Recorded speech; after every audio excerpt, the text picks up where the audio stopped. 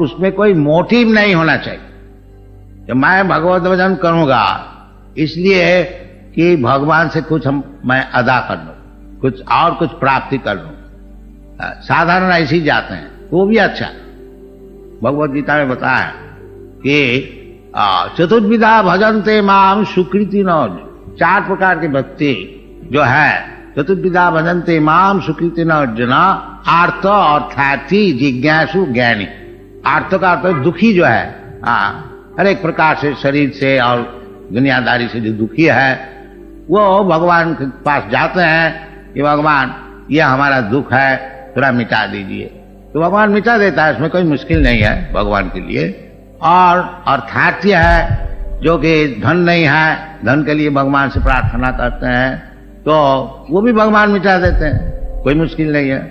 और ज्ञानी जो है, जो धन नहीं चाहते हैं, वो चाहते हैं जो वास्तविक भगवान वस्तु क्या है, उसका नाम ज्ञानी।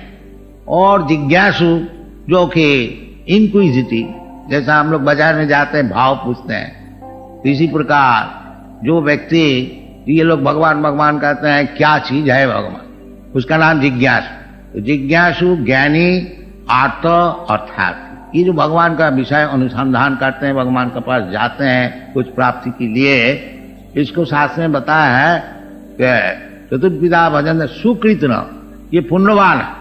यद्यपि भगवान के पास जाकर के कुछ मांगते हैं, ये उनका मूर्खता है, तथापि ये पुण्यवान है, क्या कि भगवान का पास पहुंचा। और जो भगवान का पास पहुंचता ही नहीं, उसको कहता है दुष्कृति, इसको कहता है सुकृति, सुकृति पुण्यवान। आज जो भगवान के पास जाता ही नहीं किसी कारण से, उसका नाम दुष्कृति, माने महापाप। दुष्कृति, कृति का अर्थ होता है जो अच्छा काम कर, कृति का अर्थ होता है मेधावान, बड़ा बुद्धिमान। तो बुद्धि लगाते हैं पाप का कार्य में, उसका नाम दुष्कृति। और वो बुद्धि जो पुण्य का काम में लगाते हैं, उसका नाम सुकृति। तो सुकृति जो होता है, तो यद्यपि भगवान के पास मांगने वाला शुद्ध भक्त नहीं है, तथापि उसको सुकृतिवान कहा जाता है। और जो भगवान के पास जाता ही नहीं, भगवान को मानता ही नहीं, उसका नाम है दुष्कृति। न मांग दुष्कृति न मूढ़ा। और दुष्कृति जो है उसको और भी एक खिताब दिया गया है, मूढ़ा, मैंने गधा। न मांग दुष्कृति न मूढ़ा प्रपद्यन्ते नराधमा। और भी एक खिताब है उनका, नराधम, न मनुष्य जीवन का अधम। और भी खिताब माया आवृत ज्ञाना, जिसको ज्ञान माया ले लिया, आसुरी भावमास। तो यदि वास्तविक हम लोग सुखी होने को चाहते हैं, जीनो आत्मा सुप्रसिद्ध, यदि आत्मा को सुप्रसन्न करने को चाहते हैं, तो ये पद्धति आपको ग्रहण करने पड़ेगा। वो क्या चीज है? ये परोधर्म, नॉट अपरोधर्म, नॉट मेटीरियलिज्म, भौतिक बात नहीं, और शून्यवाद भी नहीं, और निर्विशेषवाद भी नहीं, भागवत धर्म, भगवत बात। भगवान है, भगवान मालिक, हम लोग सब नौकर, और भगवान जैसा हुक्म कर रहे हैं उस प्रकार हमको मान लेना चाहिए। इसका नाम है धर्म। इसका अलावा जो कुछ हम लोग धर्म मानते हैं वो सब जुआचोरी और कुछ नहीं।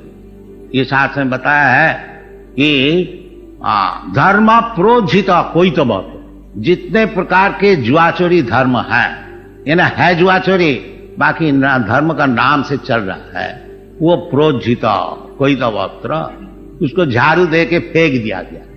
जैसे आप लोग घर में झाड़ू दे करके वो जितना मैला है बाहर फेंक देते हैं, श्रीमद् भागवत में वो जो धर्म है जो जुआचोरी करने वाला का है, वो सब झाड़ू दे करके फेंक दिया। असल धर्म है ये, सबई पुंसांग परो धर्म जतो भक्ति रघु।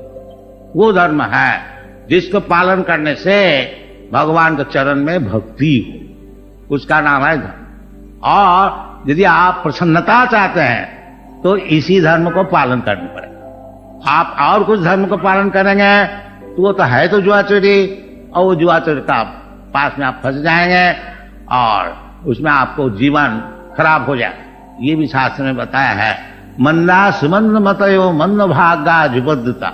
ये कलियुग में होने वाला है, हो भी रहा है। कि प्रायेण अल्प आयुष, इस युग में आयु बहुत कम होता है। इस कली युग में आखिर 100 वर्ष तक आदमी जी सकता है, इतना लिमिट है। बाकी आजकल कौन जीता है 100 वर्ष, वो आस्ते आस्ते कमती होते जाए। जैसा कली युग का आगे बढ़ना है, ये आयु, दया, बल और धर्म, ये सब चीज कमती होते जाए। तो हो रहा है आजकल कौन 100 वर्ष बचता है। 60-70 वर्ष कोई जीता रहे तो समझता है बहुत बुढ़ा। आगे जाके कोई 20 वर्ष 30 वर्ष तक जिएगा तो उसको माना जाएगा बहुत बुढ़ा, ऐसा शास्त्र में है। तो आयुर हरति, मैं जो जीवात्मा है ये शरीर में मैं फंसा हुआ है, और इसलिए हमको जब तक हमको ये भौतिक शरीर मिलेगा तब तक हमको दुख भोगने पड़ेगा। ये है प्राकृतिक नियम। मात्रा स्पर्शास्तु कौन्तेय शीतोष्ण सुख दुखदा। ये शरीर जो है सुख और दुख के शरीर से होता है, आत्मा का सुख दुख नहीं है। तो यदि आत्मा का सुप्रसन्नता चाहते हैं, यदि आप सुख चाहते हैं, तो ये धर्म को पालन करना पड़ेगा। परो धर्मो सभी पुंसांग परो धर्म जतो भक्ति अधोक्षज। अधोक्षज जो भगवान का एक नाम है अधोक्षज। तो उसमें भगवान का चरण में भक्ति आपको जरूर करने पड़ेगा, और यदि आप नहीं करेंगे तो आप दुख भोगते रहिए, ये आपका बिजनेस है। बाकी हम लोग का उचित है आपको बोलना, जो सच्ची बात है वो आपको सुना देना। ये कृष्ण कॉन्शसनेस जो मूवमेंट है यही सुनाते हैं दुनिया में कि यदि आप सुखी होने चाहते हैं तो भगवत भक्ति को ग्रहण कीजिए। और यदि आप अंतकाल तक भुत्ता भुत्ता प्रलीयते, एक शरीर छोड़ करके और एक शरीर धारण करना और दुख भोगने को चाहते हैं, तो ये आपके काम है। बाकी इसको आप दुख से यदि छुट्टी चाहते हैं और परम सुख चाहते हैं, भगवान का पास जाने चाहते हैं, जदगत्यानंद निवर्तन्ते तद्धामम परमम, ये सब शास्त्र में बताया गया भगवत गीता में।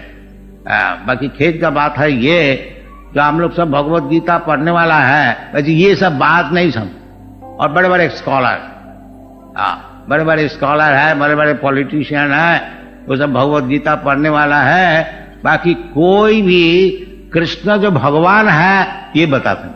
कृष्ण को उड़ा दो, कृष्ण को उड़ा दो और खुद भगवान हो जाओ, खुद अवतार हो जाओ, ये सब चाल चलता है। इसलिए इस प्रकार जो चीटिंग धर्म है, इससे आप लोग का कुछ लाभ नहीं होगा।